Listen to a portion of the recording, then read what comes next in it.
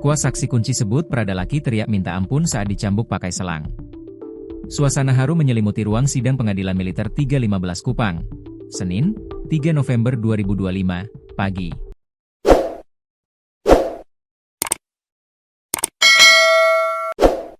Sidang kasus penganiayaan yang menewaskan prajurit Yonif 834 MW, prajurit 2, Prada, Lakinamo, kembali digelar dengan menghadirkan saksi kunci.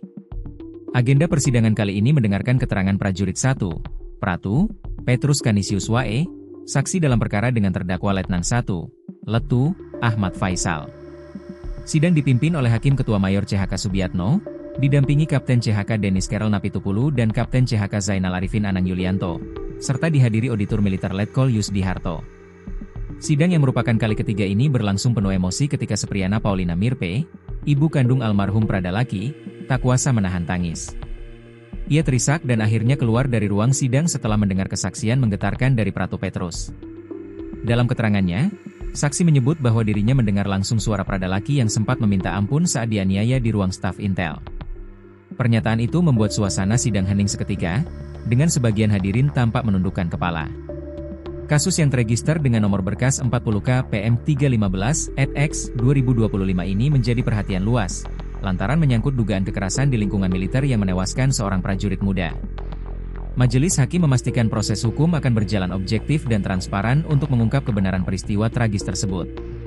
Dengan suara bergetar, Pratu Petrus menceritakan bahwa ia melihat dan mendengar langsung penganiayaan terhadap almarhum di ruang staf Intel. Izin, saya mendengar suara teriak bilang, ampun, dari almarhum. Suara seperti dicambuk pakai selang, ujar Pratu Petrus di hadapan hakim. Kesaksian tersebut sontak membuat suasana ruang sidang berubah hening. Beberapa anggota keluarga korban tampak menundukkan kepala.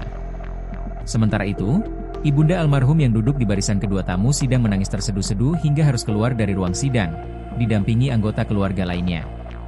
Momen ini merupakan momen emosional dalam persidangan yang diwarnai isak tangis dan suasana tegang. Kesaksian Pratu Petrus memperkuat dugaan bahwa meskipun korban telah berulang kali memohon ampun, tindakan kekerasan tetap berlanjut hingga akhirnya berujung pada kematian Pradalaki. Sementara itu, ruang sidang tampak dipadati keluarga dan kerabat almarhum, yang sebagian mengenakan kaos putih bertuliskan, Justice for Pradalaki Namo, sebagai bentuk seruan keadilan.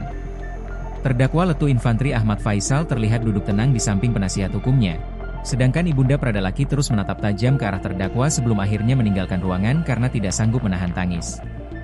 Sidang ini menjadi bagian penting dalam rangkaian proses hukum untuk mengungkap kebenaran di balik kematian Pradalaki Namo.